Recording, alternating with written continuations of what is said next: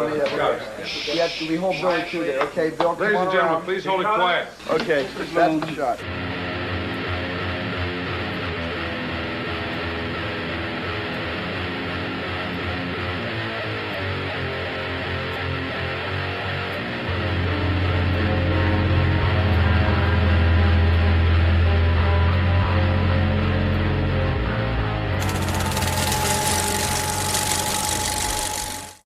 What up, world?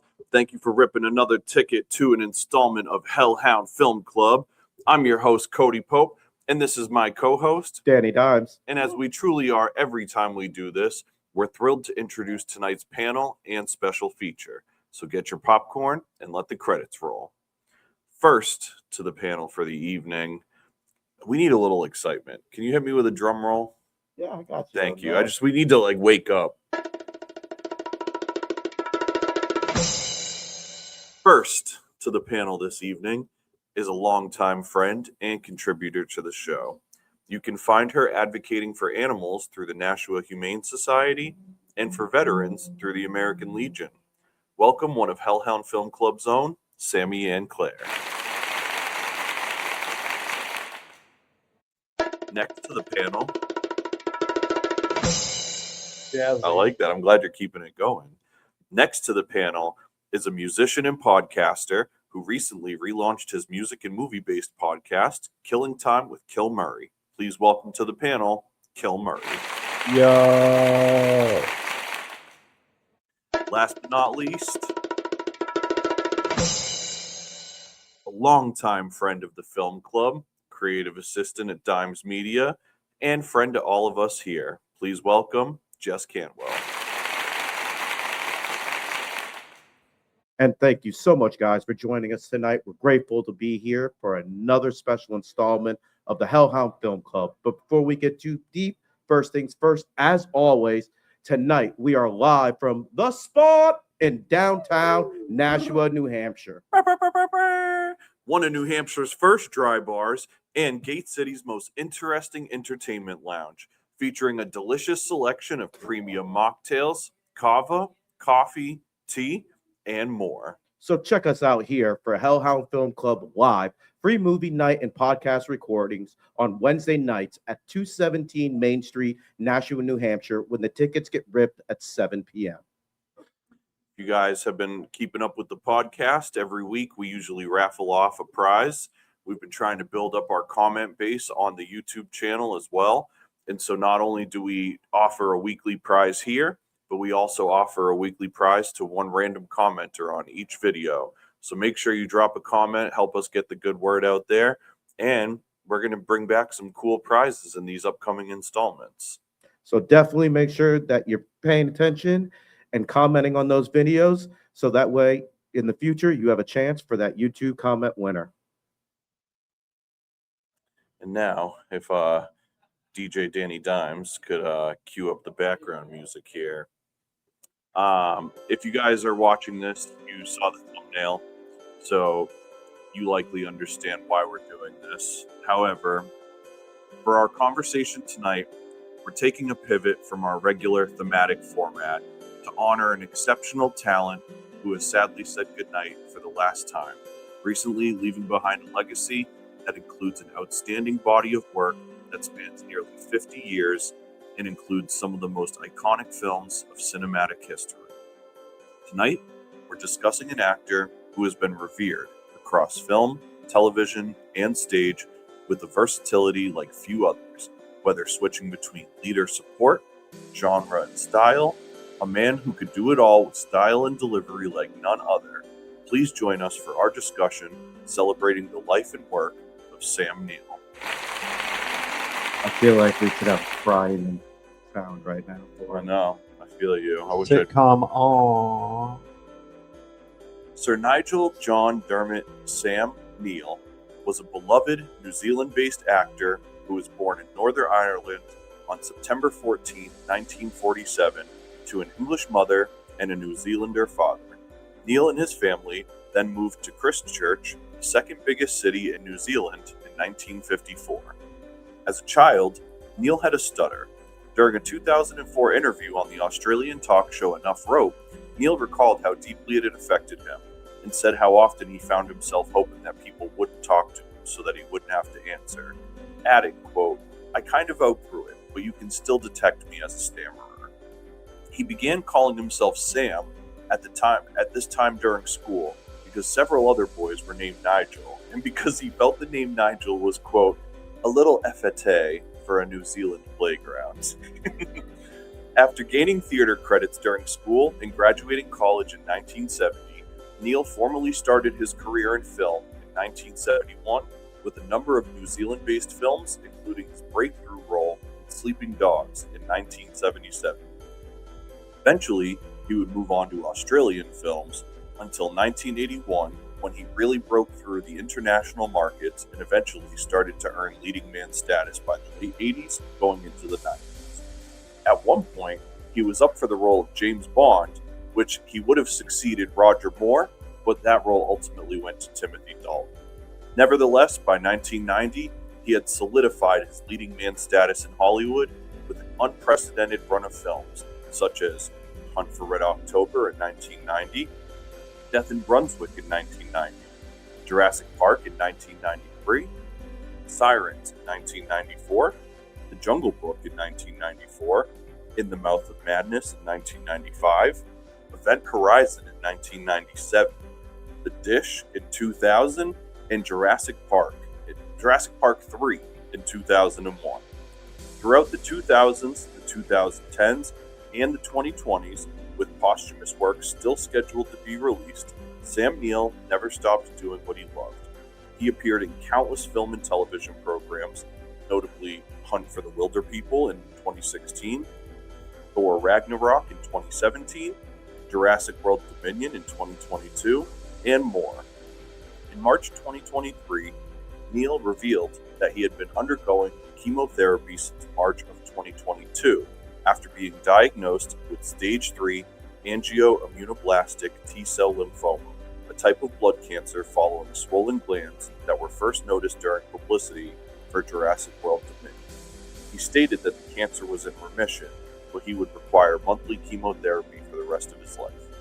In April 2026, Neill said that after his chemotherapy had stopped working, he underwent CAR T-cell therapy as part of an Australian clinical trial. He said a recent scan showed no cancer in his body, and he advocated wider access to the treatment for blood cancer patients in Australia and New Zealand. Sadly, Neill died in Sydney, Australia on July 13, 2026, at the age of 78. He was cancer-free at the time of his death, which his family described as sudden and unexpected. However, he had been experiencing health problems caused by a compromised immune system and had pneumonia before his death. While time took him too soon and unfairly, it can't be overstated just how much of an impact Sam Neill left on this planet in the time that we got to share with him. His contributions to cinema have left an indelible mark on the hearts and memories of people of all ages, locations, backgrounds, and experiences. Even those who may have yet to call his name as quickly as a major modern celebrity, perhaps, will likely have experienced and felt something in their core with one of the characters he so fascinatingly brought to life on the screen for all of us to enjoy and get lost in. Thank you for such a remarkable history of all that you brought to the world. For our free movie night feature, tonight, to jumpstart our discussion for this episode as well, before the conversation, we screened an incredibly interesting film from the catalog of Sam Neill works. Our feature presentation tonight was the 1994 John Carpenter supernatural horror thriller In the Mouth of Madness, released theatrically in the United States on February 3rd of 1995. Yo, I just need to state this for film purposes. It's my contacts bothering me. That didn't make me cry, bro. I'm telling you. Just You're lying because I'm just for crying. purposes, y'all. I just want to make sure everybody knows. It's was my moving, contacts. Cody. It wasn't that. No, I ain't crying because of that. See, That was moving, truly moving. Thank you. That was beautiful, bro. Thank you. This is why we need you guys to subscribe to Patreon so that we can get multiple cameras. We could have got some tier zoom ins over here that would have really helped some clip farming. But Damn. True. No, they were real, so we didn't got to add them this time. Thank you though. That Damn, that that was me- beautiful, Oh, bro. I That- see I them see 'em. too. Wow. No, for real. Like They're for real. that shit's beautiful. Thank you, man. That really means a lot to me, for real. Yo, you know? whoever is doing the eulogy, might want to steal some of that. Yeah, please, please do. You know, not to. You know, I hate to like be cheesy or like take away from the severity of the moment, but it's like it's stuff like this, which is why we like do film club, because the same way that music, you know, and I'm sure you can relate to this too, like music has changed our life and brought us to places that we never could have imagined going and doing things we would have never imagined seeing. And Ain't film that the truth? film gives us the inspiration to do that. Film takes us to those places that we can't go to. Film shows us different ways that people live life that we've never been exposed to. And so I feel like as much as music like has carried me through life, film is one of those things that has like constantly like lit the spark for me to keep going. And so it's important that we not only recognize the movies that we love and the movies that bring us joy and comfort and whatever, but the people that made those possible. You know, it's like I wish he was here tonight, but like having Tyler on the show is always so fascinating as we talk about, because it's like he's a small piece of a greater puzzle to bring something together like a movie or a TV show. And I think being able to learn about the people that like helped forge all of this stuff for us is so important. And so it means a lot to me that it matters as much to you guys as all this shit And I does have to to me. thank you, Cody and Danny, too, for doing this week, switching things up. Sam Neill was huge, big part of, like you said, music does stuff to you. Sam Neill did to me, and so for you guys to switch it up this week was fantastic. And I That thank you. Yeah, thank that you. was a huge pivot. Unfortunately, I would have given him not passing away just so we didn't have to do the switch. Exactly. Yeah, agreed. But that's the great thing about this show, about what we do, and the fact that somebody that passed meant so much that we literally in a 2-day notice changed everything. I mean, this band puts a lot of work into this, you know, syllabus and the thank research and things like that we do for these shows, and on a 2-day pivot, you know, but gotta It's worth show it, our though. love. You Yeah. gotta show our love, you know. When these Because- moments happen in history, it's like we either are a part of them or we watch them pass us by. Right. And definitely going to show respect for the man that needs to have a moment taken out for him. So I'm happy we were able to pivot the way we did to be able to do it this week. Me too. I'm glad we did this. Thank you. So as I had mentioned earlier on, for our free movie night feature that we screened here for the public, we actually screened In the Mouth of Madness. And so I would like to ask you guys, was this anybody's first time watching In the Mouth of Madness tonight? 26 weeks. And this is the first Oh, I love this. 26 weeks. And this is the first time I'm going to do this on this camera at this question. Look at- Whoa, wow. Wow. Me and OG Sammy are the only ones. It was Yeah. on my list of movies to watch for like 2 years, and for some reason or another, I never just put it on. And I was going to once I heard that he passed away, and then you guys did it. I'm like, oh, I don't need to check it off right now. I Divine just wait. intervention. So, as Sammy said, she wanted to thank both of us. I'm going to be honest with you. This was not the Sam Neill movie I was gonna fight for. What were you looking for? Me? Yeah, I which wanted Bicentennial Man. Oh, sweet. Okay. Yeah, solid. Not a Yeah. bad choice. I absolutely, that's one of my favorites by Okay. Sam Neill, with Sam Neill in it, and it's actually not the like main character in the movie too, Mhm. because Robin Williams steals that, but he has a huge impact in that movie. Right. So that was actually going to be one that I fought for. I knew a lot of people wanted us to fight for Jurassic Park. Yeah. But I felt like that was the one that everybody knows Yeah. Sam Neill in. Like, if you know Sam Neill's True. name, you know Jurassic Right. Park. And that's why I was really happy when Cody announced that he was doing this. I was And like, yes, thank then you. when he you know? mentioned this one, I went, wait a minute. What? I don't think think that's a movie I know off the top of my head. And sure as could be, when I looked at it, I was like, nope, not one I've seen. And Well, his body of work, think about it. There could have been hundreds that you could pick from. I mean, he's done everything from complete drama to Right. comedy. So And that's yeah. a perfect segue to the question that I have for those of you guys that just saw this tonight. I'd love to hear your guys' answers on this too. You kind of started it, so I'll let you kick this off.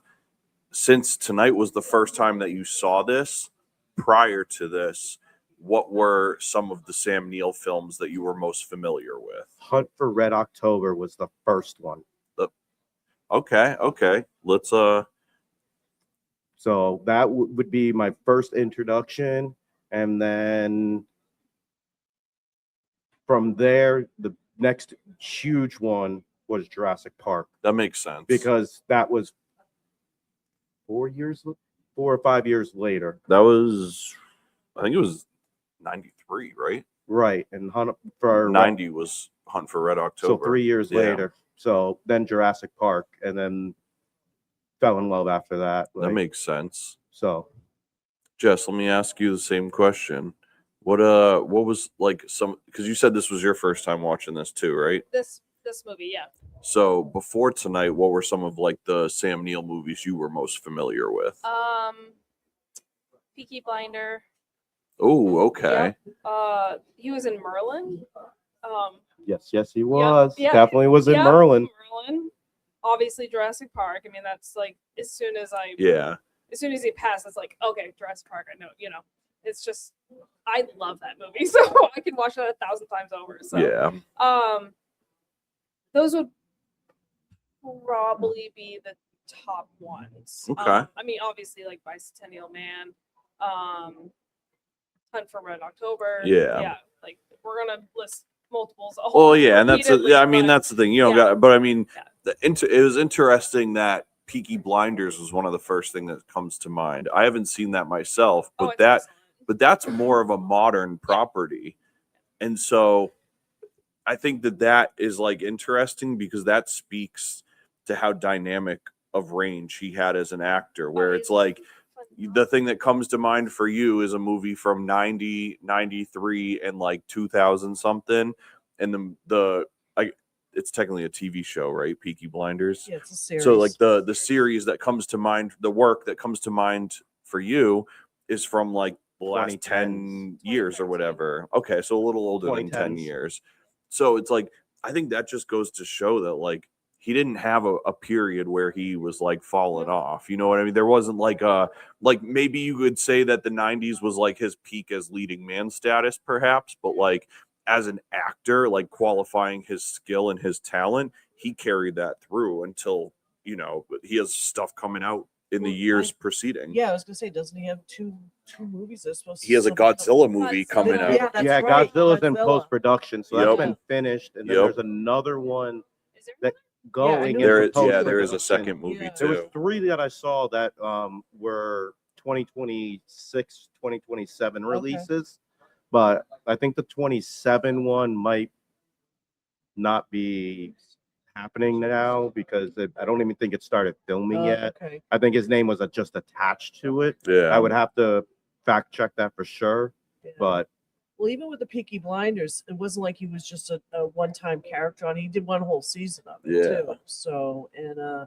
that just shows his range of where he big blockbuster to Right. and Peaky Blinders is kind of a cult show to watch right now. Yeah. But the fact that he was so versatile that he could be in an American blockbuster and be in like a English TV property and go back and do like Australian and New Zealand works. Like he stayed active in like all of these different markets simultaneously, One which of is the- and I don't want to remarkable. get past everybody else talking about it, but one of his best movies I thought he was in was The Piano.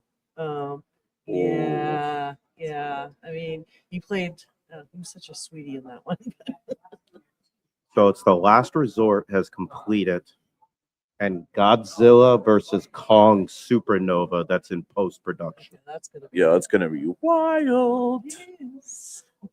TJ, let me ask you, what were you don't have to like go crazy, but like what's a couple of the Sam Neill movies that you were most familiar with prior to watching this one? I think most familiar would be Jurassic Park. Fair. But I've also been rewatching constantly since I found out about it a couple years ago, Hunt for the Wilder People. Yeah. And I've been watching that a lot. And I actually just rewatched it like yesterday. So you got me thinking about that too, because such a fun that's movie. what type who's the director of that? I'm fucking it I don't up. think it was Taika. I don't think it was. Taika Waititi. I don't think it was. Real? Oh, damn. I don't know why I thought it was. Yeah. Yeah. Fuck it, we do. Was it live. that Hunt for the Wilder People? Let's see, Jamie. What does that say? Takiki Watiki. I was Okay? So it was. okay. Okay. Yeah. So he's awesome. What a great yeah, between him and Sam Neill, I'm like, count me in. That movie's so quotable. Yeah. That, you know what, that makes perfect sense too. The thing that I love Taika Waititi from was the What We Do in the Shadows. Yeah. That I adored that, and it's the same thing. It was just so quotable, so it makes perfect. Like, what a cool matchup between somebody that writes and directs that style and has Sam Neill like taking the lead. That's exciting. Yeah. Elliot, I see you munching down over there, but you want to just give us a couple quick ones? Like, what was there a Sam Neill movie that you were most familiar with prior to seeing this one tonight? No. Awesome. Great podcast content. The exact answer I was expecting. I just love just Keep passing Elliot. it back in a I won't dramatic lie, fashion. I was This is why expecting we for fucking the. teetered out. Wait a minute, what was the question again? True. That's good. At least you knew what the question was to answer it. Yo, and we didn't catch your name. Chris, welcome to Can we Hellhound get Film some Club. applause? Welcome Chris to Hellhound Film Club tonight. I know. That is awesome. So this is Chris's first time here. Let me move my stupid head so you can see him. Sam, will you pass him your microphone? So Chris, was this your first time seeing In the Mouth of Madness tonight? Yep, it was the first time. What were some of the Sam Neill movies that you were most familiar with prior to pulling up to this kooky fest tonight? Goes without saying, Jurassic Park, but The Jungle Book was like on repeat growing up as a kid for me. Yeah. And then The Hunt for Red October came a little bit later when I could appreciate it. But Yeah. I was pretty young, and The Jungle Book, yeah, we had a shelf of all those Disney movies that you with the big VHS open, book openers. So And, kind of safe to say that this one tonight was a bit of a drastic turn acting wise. yeah. Compared to what you were familiar with him with. Jurassic So Park. let me stay with you while you got the mic. How did this one make you feel tonight, and how did that change your perspective on Sam Neill as an actor overall? I really did not see like the surrealism coming, and that this movie like made me think a lot more about like kind of my own life, really. Like it was just like some of the darkness in it really made me feel like I don't know if it was like trying to like be like an allegory to religion or something like that, but it just seemed like I don't know. I don't really know how to explain it, but I didn't really see like that kind of acting coming from him in anything else that I've seen from him before. That's for sure. I felt the same way. That's why this is like one of my favorite turns for him. Yeah. Because not only is it like a huge far step in his like career trajectory, Mm-hmm. but I also feel like it shows, I said it before, like I hate to just say dynamic range again, but like the fact that he goes so far from A to Z in terms of like starting off the movie like very grounded and very like wanting to get to the bottom of things to just like devolving into absolute like losing his mind. Yeah. I'm like, he did that with such nuance. Yeah. Because it's like there's a lot of examples of movies where like somebody goes crazy and it's almost like you like hit the switch and it's like it's just like, oh, they did a 180 and now they're off the rails. And it's like, this feels very much like for a movie. This felt very much like, oh, I'm watching somebody like lose their fucking mind in real time. And it's kind of creepy at times. Yeah, I think I related to that in some personal way. Like I love that. So you've been there before. You fit in here. You fit in here at Film Club perfectly. Yeah. Yeah. Let me pass you a mic just because nobody will be able to hear you on the show. Welcome to our dysfunctional family. We're not live. We're just recording. Okay. You're on camera. So what do you got going on? What movie did you guys watch? We watched Into the Mouth of Madness with Sam Neill, who just passed away on Monday, actually. Yeah, I have not seen that movie or don't even know the actor. So, but just listening to you guys for a couple minutes, I'm really interested in, especially what he was sharing, because I could probably deal with the madness too, and I go through a lot of that also. So, I would definitely like to see the movie. What time do you guys start? We start at 7 p.m. every Wednesday. Okay.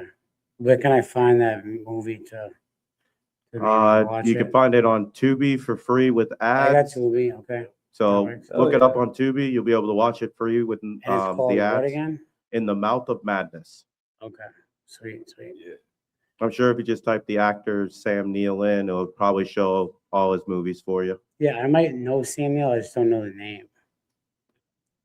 The paleontologist from Jurassic Park.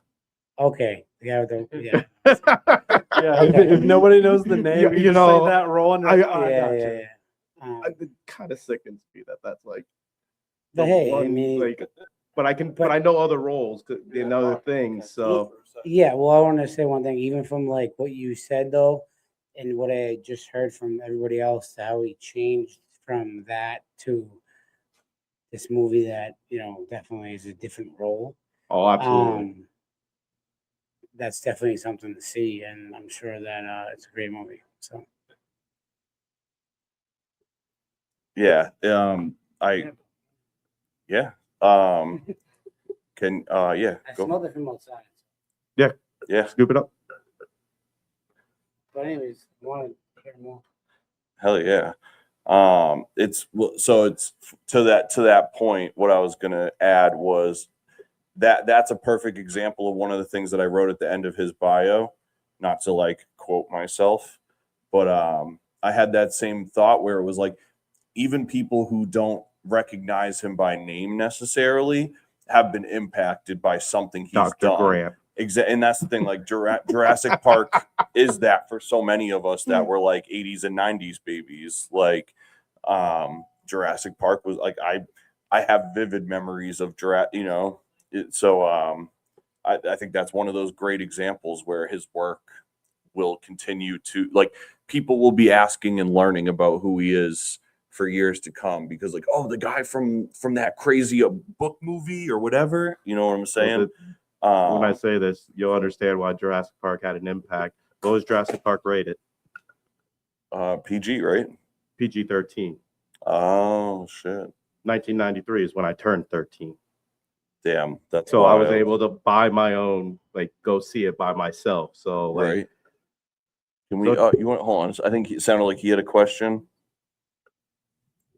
I was just wondering if anyone has been to recently has been to Universal Studios because they have a humongous Jurassic Park theme going on, and they have the Velociraptor roller coaster ride, which is insane. So that's dope.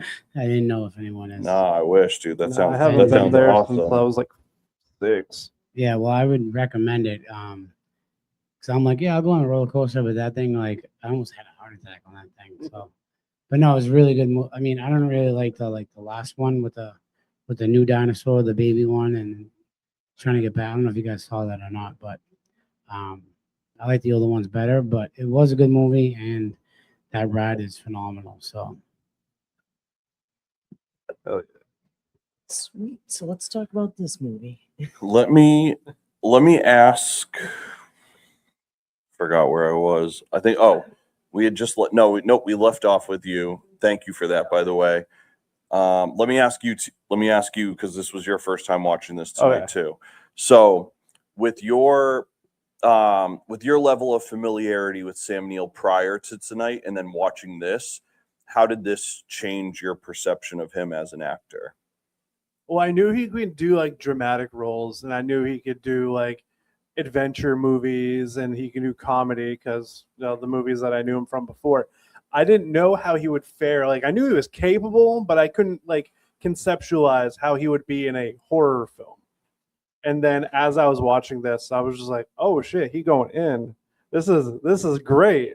And I'm like watching, as you said, the slow descent into said madness and how just genuine it is. It doesn't feel forced. It wasn't like you clicked on a light switch. It was like you got the reasons, everything kicked in. He realized his settings, realized that his previously wrong, and then just went crazy. His portrayal in this movie is incredible. Yeah, this definitely changed my recognition of him as an actor, because, like we said, like my age, like the first thing I saw with him in it that I was familiar with was Jurassic Park, and then for me it was many years later that Hunt for Red October would come down the line, and so it was like it would always go back to Jurassic, and then Jurassic Park 3, you know what I mean? So it was like there's always that to go back to. I found this, it was like my late 20s when I actually found this. And I was so glad that I found it. It was, I think I literally found it through like one of them crazy YouTube videos of like, here's 11 movies from the 90s that everyone forgot about that you should watch. It's like, there's all these lists like that all the time. And so like I'm a sucker and I watch all of them. Was and it because it was John Carpenter too? I mean, yeah, it was John Carpenter. Yeah. It was, I don't think it didn't do great at the box office either. It's like one of those things that people learned to revere down the line. At the time, people were so entangled with the fact that they like the ending, how we were all like, everybody was just kind of like, oh, like that, we're just done. But that's the thing, is like, if you expound upon that too much, then it becomes too fantastical. It's like, in my opinion, I think that they drove you just crazy enough that you had to decipher for yourself, like, what reality am I in right now? Like, who is directing this thing? In terms of the character, like who is running the show. And that is almost more haunting than some of the jump scares and some of the loud like breakthroughs. Like the psychological aspect of it is like the, oh man, like that could really happen to any of us. You know what I mean? Like, I definitely have to agree. I feel the psychological part of this movie is definitely more of the scare of the movie. Definitely my take on it was like, because like I said, first time I've seen this, first take of this was more of the fear that you write your own reality. Like, your reality can be written by somebody else, and you could be a character in somebody's writing, or you can choose to write your own story and have your own path if you chose. And like he kept saying, like, nobody pulls my strings. Like, I don't work for nobody. Nobody's got me. But then by the end of the movie, it was like, no, somebody's got you. Like, I'm telling you that I wrote this parts for you. And this is why you're here now. Like, I am controlling your strings. And I think part of that is what drove him mad, was like, because he felt he was so in control. And then like, wait a minute, everything that I did, like somebody else created for me. right. But there's parts of it I still don't understand, to be honest. Movie theater part at the end is fantastic, where he's just sitting there watching everything that we just watched, and he's watching what happened to him that was told that was going to be happening to him, and somebody else playing him. Yeah, like another character was playing John Trent, but his name was John Trent. Yeah. That's And one it of the few parts I actually knew from the movie was the movie theater part. Right. It's like the perfect like meme. Yeah. Yeah, exactly. when I was doing my work earlier, like in the week, like that's what kept popping up was that one like movie theater scene, and I was just like, "What is this scene?" Because, like I said, I hadn't seen it yet, so I was like, "What the fuck is going on in this?" There's so much going on in the movie. That's the whole thing. Is that you can't really close your eyes when you're watching it because you can miss something. And I mean, I haven't seen this in 20-something years. Oh, That leads to the question that I oh, have geez, for here you. we go. Do you remember how old you were the first time you got to see this? I was in my mid-20s, and I was at a drive-in. No, Mendon Drive-In Theater. No, age, you'll the appreciate setting. this one, Danny. I had rented it from Blockbuster. Thank you very much. Well, I appreciate Aw, you here helping we pay go. my paycheck Yeah. then. Yeah. And I hate to say it, it was a bottle of Jim Beam in this movie one night for date night. And I'll tell you, watching this sober right now was a big difference. Right? It was really because I mean the same thing with what were the other two that went with this trilogy, the Thing, The Thing the Thing, and what was and the Prince other of one? Darkness. Prince of Darkness. yeah. Yeah. And I just remember back in those days, not remembering much. Back in the So it was day. kind of fun watching it tonight sober and going, shit, this is pretty messed up. I thought it was messed up then, but it's still Yeah. messed up. It's like even more challenging now. Exactly, yeah. I know this isn't a John Carpenter episode, but I have to say, if you didn't tell me that it was, I would have known Oh, absolutely. instantly. This by the has to be movie. like in my top 5 John Carpenter movies now. So let me follow up then. Oh, hey now. Wow. Do you have a top 5 John Carpenter movies while you're on the subject? Yes. I'm a big fan of The Fog. Oh, I okay. like that movie. These are just going to be top 5. I don't have it in order. Okay, that's fair. But The Fog, the original Halloween, this movie. I also really, really like the movie Body Bags.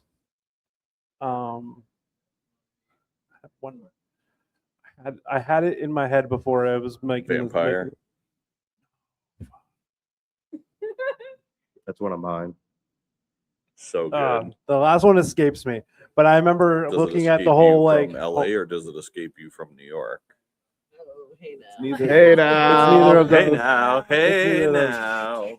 But yeah, We need I was, that as a sound. I was looking at the whole thing and I'm like, I've seen like 15 of these movies, and I'm like, and this is easily like in the best of those movies. Yeah, it very much impressed me. It's classic Let me Carpenter. follow up, no pressure. Do you have a top 3 or top 5 of Sam Neill movies? Even if they're not in sequential order. I think it would be Jurassic Park, of course, and then I think I'm going Jungle Book, Oh, okay. and then this. Now that I've seen it, Wow. Yeah. Glad we're watching this tonight for you. I know, Yeah. seriously. What are you smirking at? oh okay, yep, that it was The Thing. Okay, yep. So the other one, the last one in the top 5 would be The Thing. Yeah, I was getting him his cheat sheet. So that's yeah, why because I was doing looking, it. I was like, I know it's. That's fucking why right that's there. why I tried to be like, no pressure. Yeah, but I like didn't want to just like pull up my phone and just be like, do. Sometimes having all of them in front of you makes it a harder know. job. Easier for you. so let's get a little shotgun round in here. You had kind of told us before, so I'll let you set this off. Do you have a favorite Sam Neill movie, and what is it in that movie that makes him so memorable?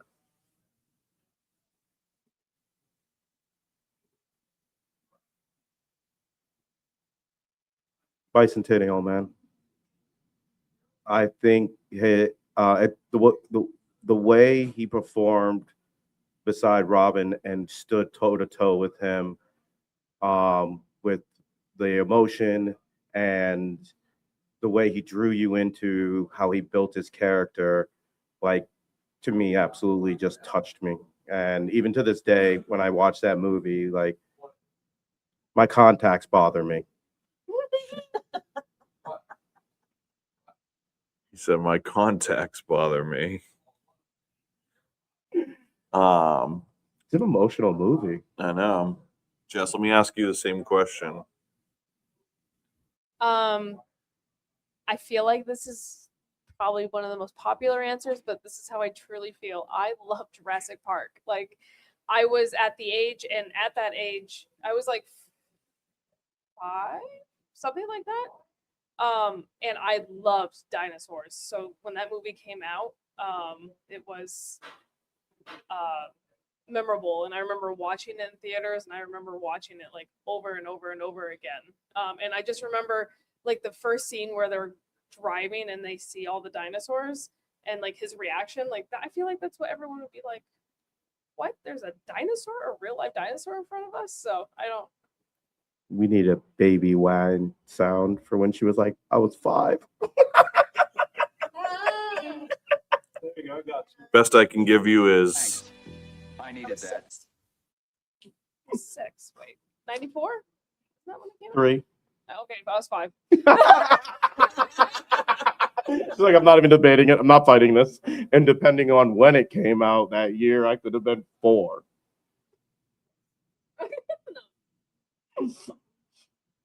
Yeah, I think my movie would also be Jurassic Park, just because it was my first exposure to him as an actor, and it's probably the one that I've seen the most out of any of them. And it's just the fact of like how well he sold the shock and awe of like, is this reality? Like, I can't believe this like is real live dinosaurs. Holy crap! Like, just the way he sold that. But then also when Times came in, he was like, I'm a dramatic actor. Like, I know the brevity of the situation. He's selling the seriousness of everything. Like, he covered all the gamuts on that. And that's funny. My favorite scene in that movie from him only had his hand in it, and that was it. It's right after he sees the dinosaur for the first time. He just reaches down and turns her head. Yeah. And that scene right after his shock, and he's just like the way his hand has like that panic, and then like as soon as you said hand, I was like, what is he gonna say? And then okay, that makes sense. All the sense. That's like one of my favorite scenes from him in that, because like way that his hand like looked like it was literally shaking, like it was legitimately like for real, like I just saw a dinosaur for real for the first time kind of scene. I was just like, right. I just wanted to say I'll try to make it for next week. hell yeah. Yeah, for sure. It's open to everybody. Have a great night. So we open the doors at 7 and then we start the movie around 8 o'clock. Thank Hell you. yeah. Plug. Sammy, let me ask you the same question.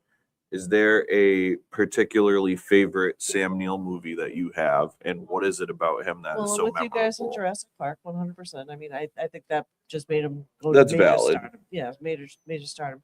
But and I don't want to keep bringing it back up, but the piano to me, the 4 main characters in that movie was phenomenal, and he didn't even have a main. He was not the main character. Yeah, he's but like supporting. Yeah, but I fell in love with him at that point, and then it was like after that movie that I watched every Sam Neill movie I could possibly find, and I think that was why that's my favorite one, because it was like, number one, he's handsome as hell, and and when you guys are telling me that he might have been up for James Bond, I'm like, seriously, that would have been fantastic. It makes sense. That would have makes been absolute- incredible. Yeah. And the crazy thing too is I'm pretty sure who do we say ended up Timothy Dalton. Timothy Dalton. I'm pretty sure didn't Timothy Dalton only do one James That's what I was Bond going to say. movie? He only did one, Yep. and then I it went to totally see Sean. Sam Yeah. Neill. Yeah, Sam Neill. Sean And it's like, Connery. if Sam Neill did that, you would have got 3-4 movies out of Absolutely. him easily. Absolutely. He's a franchise man. He's Yeah. proven it. Like, that would have been so cool. Well, and that's the whole key about him, is that like now you saw him do a creepy movie. He does sexy movies. He does serious movies. They're he all does sexy comedy movies. Amen. But that's what was so great about him. And when he died this week, I was just like, I did cry. I mean, it sounds so ridiculous, but I was just like, you got to be kidding me. No more sexy movies. No more I do have to sexy movies. say, I am grateful that he didn't get Bond, because we don't know what the trajectory of his career would have went. So who True, knows what true. movies he might not have done Oh, and he might not have afterwards. done Jurassic or something like He that. might not have done certain movies because, like you said, when you're a Bond man, you tend to be a Bond man for quite some time. And if he would have Yeah. knocked it out of the park, he might have been Bond, and Sean Access Connery denied. might not have been Bond, and we might not have the change of reality of history of like what could have been changed. So I'm happy with the way that it went. Yeah, me too. Absolutely. Me too. Yeah. But what a shame. What a loss. What a shame that TJ's gonna miss the end of the episode. Now that too, but, I'm like thinking about this, like he's probably like one of the great like supporting actors yeah, Yeah. absolutely. of like all time. Like, I mean, he was in Daybreaker. He was in The Escape Plan, where I was talking earlier with you. He was in The Escape Plan with Sylvester Stallone. Dropping bombs now? Oh, got it. Got it. But I would have to say he's one of the great supporting like actors in general. But like when he is a supporting actor, he absolutely nails it. Like he steals like scenes for sure. I mean, you could ask Kristen. No, it's okay. Okay. I mean, I'll ask everybody the final question, anyways. Because we are getting close to the end of our time, we obviously. So you know what? Before I do this, let's do what we got to do first. We got to rate the movie that we watched tonight. So as we've mentioned multiple times, tonight we screened In the Mouth of Madness. So I'm going to start with all the people that saw it first, and then you and I can close it out because this is a rewatch for us. Works for me. So, Chris, because this is your first time here, what we do is we give the movie that we watched a rating out of 5 stars, 5 being the best, 0 or 1 being really bad. And just so give us your star rating and then a brief little synopsis about why you rated it. So think about that. We're gonna come back to you. Danny, I'm gonna start with I you. like that setup. I like how you set that up. Explain what was going on, gives him a few minutes to think, and then Exactly. you come to the veteran. And This guy This guy. feeling himself. He's feeling himself. Feeling him. Don't hurt yourself. I know, I'm gonna throw my back out doing that. We'll see when we export the episode if it's dance worthy. So real quick, easy. I'm gonna knock this right out the gate as a 4-star. You know, very few movies are 5 stars, but this Yeah. 100% is a 4-star for a first viewing. Absolutely mind-blowing. Definitely very engaging. I actually had to get up because my contacts fell out and I had to run in the bathroom to put it back in real quick. And I was so mad I missed like 2 minutes of the movie because I was like, what the fuck's going on? And I was so confused. But this was a great movie, very enjoyable, great watch, great little twists throughout the whole movie. Definitely a 4 out of 5 for me. Love that. So I think it was a Well, great that's never- range that's- in the acting. I think it That's was never a very good start. talented. I think She it was a said good so. but I was confused She's during not a this Carpenter fan. whole entire movie. That's not true. That's not true. I am a big Carpenter fan. But this was definitely hard for me to understand what was going on. So personally, like I think his acting was great. You could definitely towards the in the beginning and like towards the end when he was just mad. It was just I believed it. I was like, oh man, I think he's actually like a crazy person. But I would give this a 2 personally. I'm sorry. As soon as I We were heard waiting as soon for as it. I heard- both of us were already on it. So I wanted to love it. I'm sorry. if only I had popcorned at the row. Oh, oh, oh. Oh, that hurt the gut. So as the movie ended, I already logged it onto my letterbox, so I know exactly what I'm giving it, and I Let's already know what I'm go. saying. So I'm giving it a 4 out of 5 as well. And because it was just a wild concept, it was beautifully acted. The story had great trajectory because it started kind of at the end, gave you the cause, told the story about how he reached that point. Loved it. Also, it has fucking Anakin Skywalker in it, Yep. and it has Vigo the Carpathian in it. I'm like, yeah, let's fucking go. I love that. I'm amazed you bring up Bandcamp. Yeah, it was Hayden Christensen's first feature film role. Paperboy. Yeah, it was on a bike. Oh, while everybody can see him fucking floating around in the background, let's wish Shizzle a big happy birthday real quick. Happy birthday. Even though he never comes on the podcast anymore because he hates us, we still love him. Still love him. Still a hell of a swell fella. All right, first timer. Yeah, Letterbox all right. review. So no, Letterboxd review. I was gonna give it a 3, but I'm gonna give it a 4 because I think I was gonna give it a 3 from this point of like, oh, these special effects are terrible, but you can't do that. It's not fair to do. That's John Carpenter's style, the signature style right Yeah. there. No I'll doubt give about a it. 4. I really like the psychological stuff, and Yeah. like I said, I don't know. It was giving me personal feelings of like, oh, the descent into madness is like more, around the corner than you might think. And that's kind of the meaning I took from the film. So I'll give it a 4. I love that.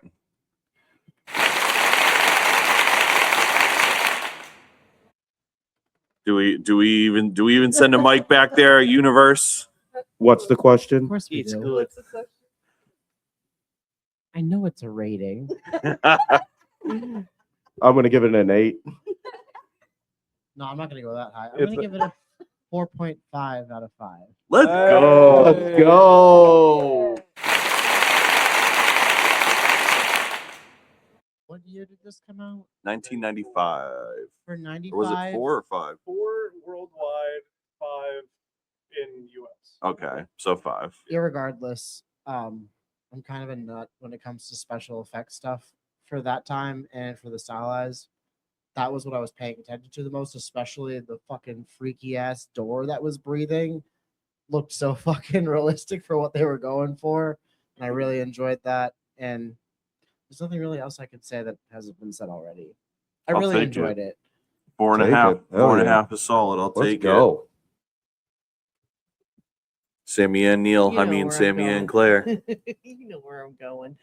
4.5. Woo! Woo! There's so much we didn't even get to cover tonight about this movie as far as I'm Seriously. concerned. The Carpenter duo that did this, producer and director. I mean, they're just amazing.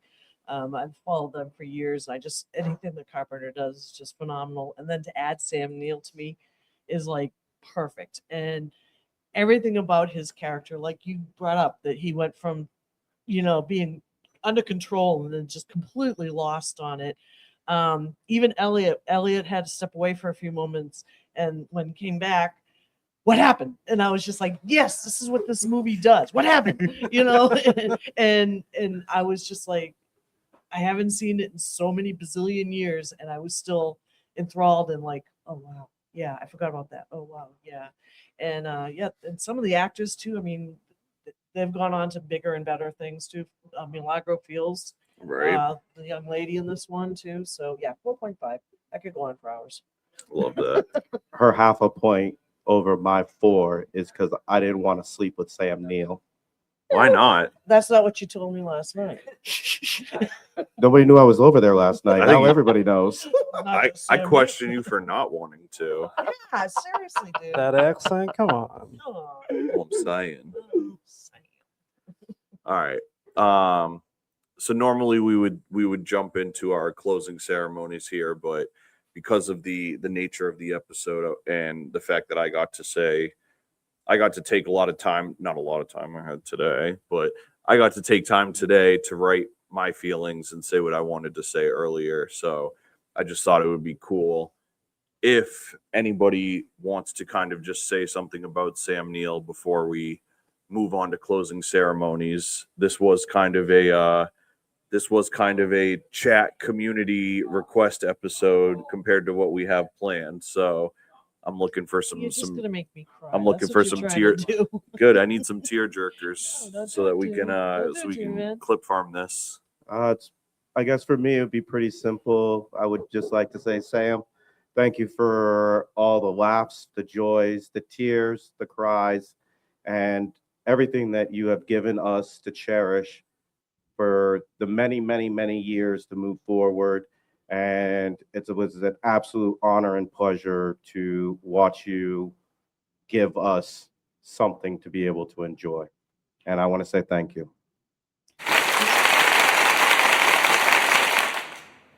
And this is truly why I love Film Club.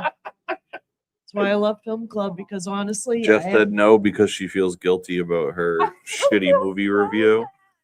She's gonna come on here and be like, She was every other beautiful. movie is also a 2.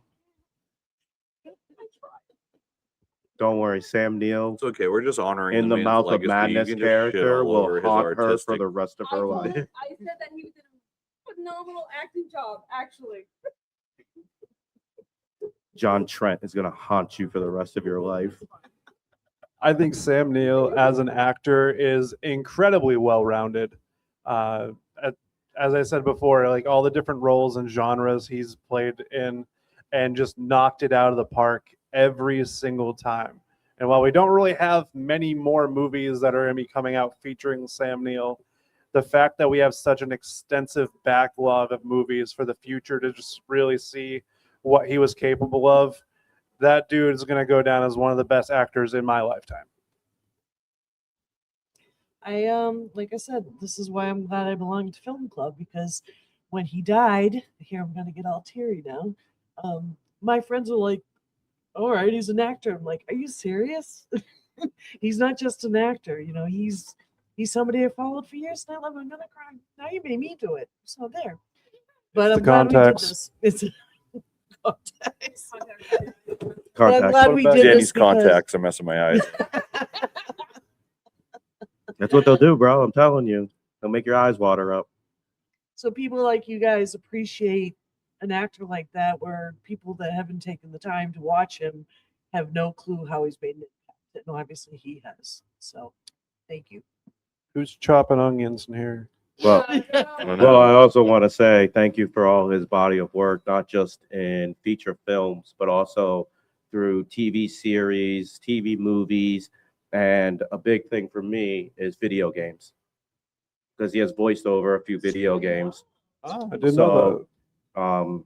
That's why I said like his body of work has impacted me in multiple areas of my life. So, yeah.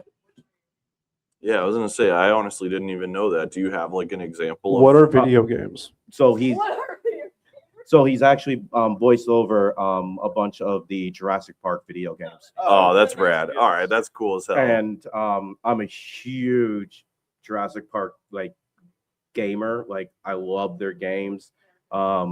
So kind of like I said, you know, like I see him on movies, I've seen him on TVs, but then I've sat down and even in my video games, his voice is there. So that's what I'm saying. Like it just That is cool. That's it's special. touched many different aspects of my life. So A whole nother medium. Yep. Oh, yeah. Chris, no pressure. You have anything you want to add to our? Yeah, I just wanted to say thank you for letting me be a part of this, and also definitely it sparked my interest in going back and seeing a lot of his films, because I really haven't seen nearly enough of them. And then the other thing I just wanted to say is that the scene in Jurassic Park where he fake electrocutes himself. Yes. That always like reminds me of my dad, who's no longer with us, but like that is such a like my dad thing to do. I think he did it so many times growing up, and just that like shit-eating grin that he gives after he does it, it's like just reminds me of my dad. But I just wanted to say that. I love Thank that, you, guys. dude. No, And- thank you for sharing with you us. coming And next that was week? impromptu. That wasn't actually in the script. my I love goddamn that. contacts. Fantastic. That was really cool. Thank you for sharing that with us. Man, what a ride this has been. We could keep going. There's like so much.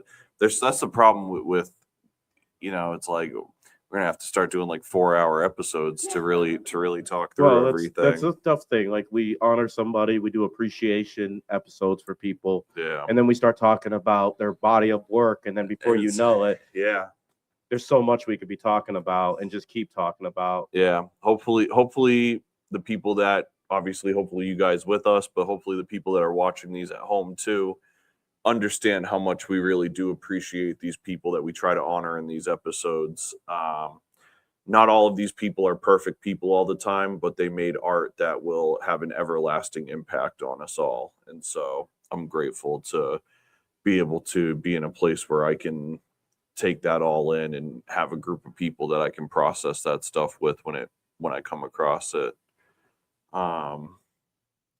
It's great to see that there's a community that, enjoys and appreciates the same thing that we do. Right. Amen. Let's throw on a little background music here now.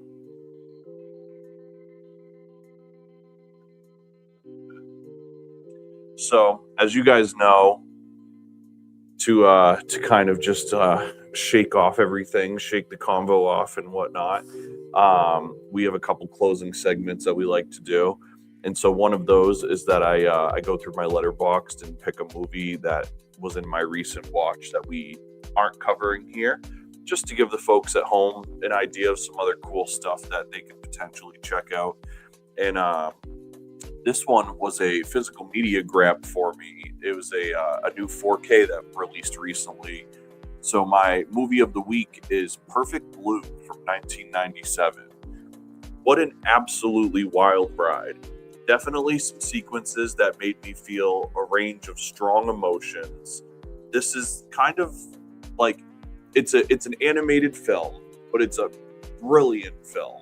It's from Satoshi Kon, and it's kind of like the perfect predecessor to Mulholland Drive and Black Swan. The animation in this is outstanding. Some of the sequences towards the end, specifically, there's like a huge pan out from the city. It legitimately looks like a photograph. And this is animation from 1997. And the amount of work that they put into just making this thing like just brilliantly detailed was like next level. Just a gorgeous film. Kind of difficult subject matter, but it all, if you've seen Black Swan or Mulholland Drive, you can kind of get the vibe without me spoiling it. But just an absolutely like masterpiece of a film. It's like, it's hard to watch at times. It's beautiful to watch at times. It's really such a ride, and it was a perfect film to have on 4K as a 4K disc in my collection. So that was definitely a 4 out of 5 star for me. That's Perfect Blue from 1997. If you guys are into the movie review side of things, if you like all the reviews that we do, if you guys don't know, so I review all of the movies that we do here on Film Club, and when you go on Letterboxd and see those reviews, you'll see the links to the episodes of our group discussions as well. But I also cover pretty much every movie that I watch ever. And not only am I on Letterboxd, Kilmurray's on Letterboxd, and there's a lot more interesting people than either of us on there. Martin Scorsese is on there. There's countless filmmakers, actors. Huh? Marty? Who's that? Oh, that's Tyler's friend Marty. Oh, Marty. Okay, Yeah. now I know Marty. He did that Taxi movie that we watched that time. Didn't we do a movie with some guy, Lenny, Leo, something like that? Probably. Can't even. Some Jack guy too. I'm sure he'll do something cool eventually. But yeah, there's plenty of cool people on Letterboxd, so you can find all sorts of people on there. And before we give you guys some cool screenings and event listings, here's a quick little tidbit about Letterboxd. And if you want, go follow me there for all of my in-depth, detailed movie reviews.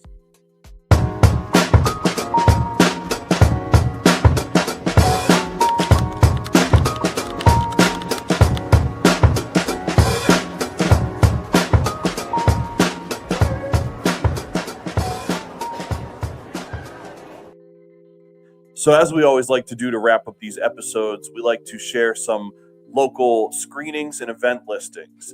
If you have any sort of local film, independent film, special screening, 35 mil, 70 mil, student film, micro film fest, whatever it may be, shoot us an email at hellhoundfilmclub@gmail.com, and we'll be happy to cover your event in the midst of all the events that we cover.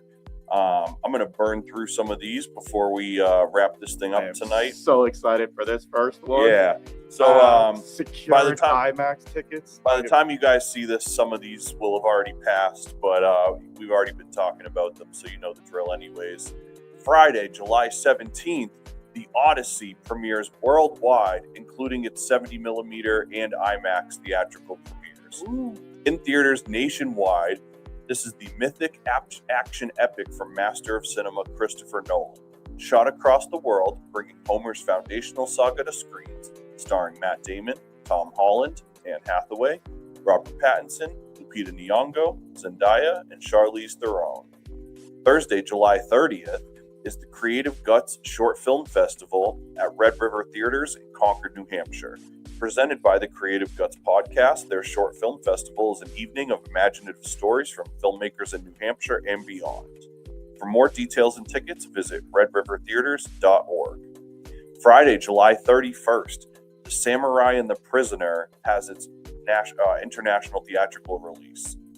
One of the best reviewed films from the 2026 Cannes Film Festival, Kiyoshi Kurosawa's thrilling The Samurai and the Prisoner will hit theaters exclusively on July 31st.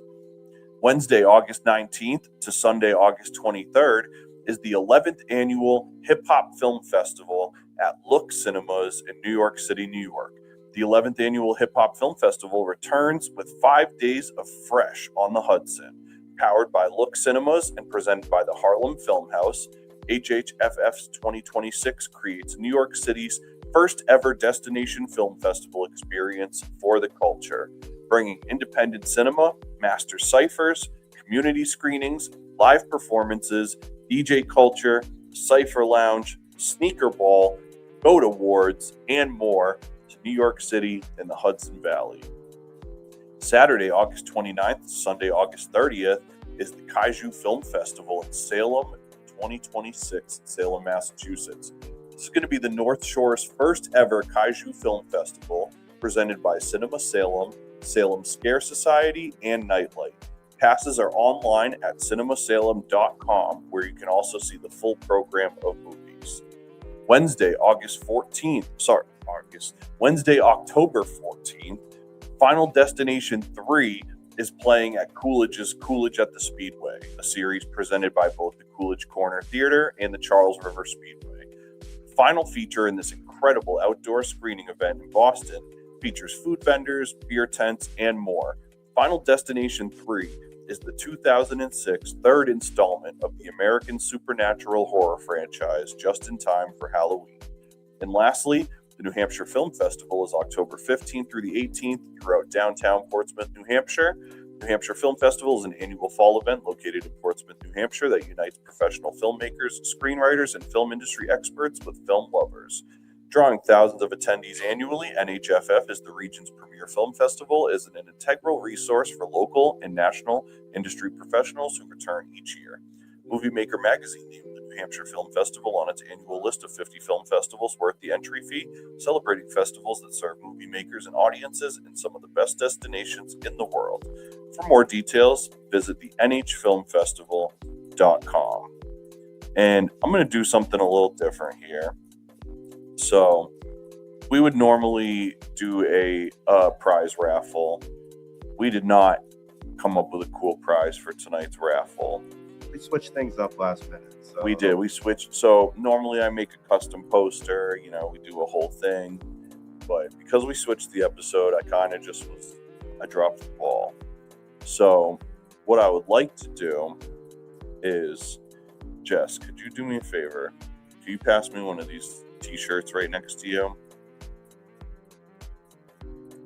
So while we don't have a raffle prize this week, as we mentioned before, we're making some adjustments to the program part of that is we're trying to get some new merch for Hellhound Film Club. So whether you come and watch our movie events in person, or if you're watching the podcast from home on YouTube every week, we're going to have some stuff that you can have at home and just, you know, it's a part of your movie-going experience. So as you guys know, my survival comes from being a world-famous rapper. And so part of how we fund the podcast is through my insane rap endeavors. And one of the things that we've been doing recently is we just launched a new Cody Pope merch line. So I'm going to let Danny talk here for a sec. First of all, not world famous, world renowned hip hop artist straight out of Nashua, New Hampshire. Oh, by the way, I own one of these shirts. Super comfortable. I actually love it. I don't know who the material is. I don't know who the shirt is, but I really like that shirt. I like the feel of it. Thank you. So those are available right now at www.cody-pope.com. And what I'm going to do is, if anybody is signed up on the mailing list, we're going to send out a secret code through the mailing list. And if anybody actually reads through it, somebody's going to get something for free. It's going to be a one-time use code. It's going to be the first person that sees it gets it. And so we're going to put together a little prize package. We'll have one of these shirts. We'll have one of those shirts. We'll have one of these Cody Pope hats to match your shirt as well. And we'll throw some other cool stuff in there. So make sure that you go to hellhoundpublishing.com, enter your name, your email address so that you're on the mailing list, and make sure that when you get the mailing list, you're going to see under the Hellhound Film Club section, we're going to sneak in a keyword, and you'll be able to use that keyword on the web store, and that'll get you a little prize pack. I'm beating everybody. You already got this stuff. Doesn't mean I don't like. Well, I wear the shirt. He's I gotta gonna wait for it to be washed. He's gonna win another shirt. Go sell it on eBay. No, I'm gonna frame it and put it up on my wall with my But other. seriously though, for real, we thank you guys so much for the support. That's, you know, part of why we've been begging you guys to subscribe on YouTube is so that we can monetize the channel. So big thank you to everybody that subscribed on YouTube. We're still headed towards that goal, but we're getting there every week, a little closer and a little closer. Thank you to everybody that's joined us on Patreon. You can join for just $1 a month. You're going to get early access to Film Club. You're going to get exclusive bonus content, all sorts of new stuff. Cool new announcement that we were going to save for a couple weeks, but we can kind of tease it right now, is we actually have a new studio for Hellhound Film Club for the first time. And so we're going to be setting up an actual staged show, and we're going to be recording even more episodes of Film Club now. And we're going to start doing these live episodes as additional bonus events. So you're going to have more chances to see Film Club as well. And part of supporting that, like I said, costs nothing to support on YouTube. Costs $1 a month if you want to support on Patreon. And the best thing that you can do is just buy some merch right from the website. You got hats, we got shirts, we got CDs, we got posters, we got stickers, the whole nine. All of this stuff that we do is self-funded. We don't have sponsors that pay us money. We don't have anybody backing us. We don't get paid to do this. This is strictly out of Danny and I's pockets. And so anything you guys can do to help us grow the show means the world to us. And we're just grateful that we get to be here and talk about DoorDash funded right now. Yeah, thank you to our biggest sponsor. This is Dasher money. Thank you to our biggest sponsor, DoorDash. DoorDash does more for this show than anybody, as much as I hate to say that. Thank you, DoorDash and Hellhound Publishing. With a touch of Dimes Media. Yeah. This has been great, though. Thank you guys so much. Thank you to everybody that's been rocking with us all the time. Thank you to our new homie, Chris, as well. This has been a blast. So, yeah, what do you say? You want to take a home run and send it home? As always, I'd like to thank everybody in our studio audience for supporting today and being here. I'd also like to say thank you so much to everybody that's tuning in. please be sure to subscribe to our YouTube channel, to our main YouTube channel, Hellhound Publishing, and subscribe to our newest channel, Hellhound Film Club, that's dedicated to this show right here, as well as bonus episode clips, exclusive bonus episodes, interviews, and more. Those subs and comments are really taking us places.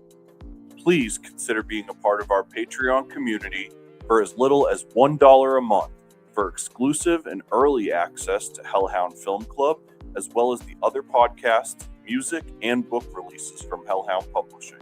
You'll get everything we've released there since starting back in 2018, and your support will help get us additional cameras, microphones, computers, and more ways to promote the show to new audiences.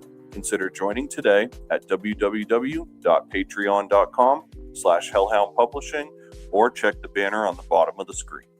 And don't forget, you can join us here on Wednesdays at 7 p.m. at the Spot in downtown Nashua, New Hampshire, for our free movie screening and live recording of these episodes. That's Wednesday nights, 217 Main Street, Nashua, New Hampshire. Come down, watch a flick, grab a drink, eat well with good friends, and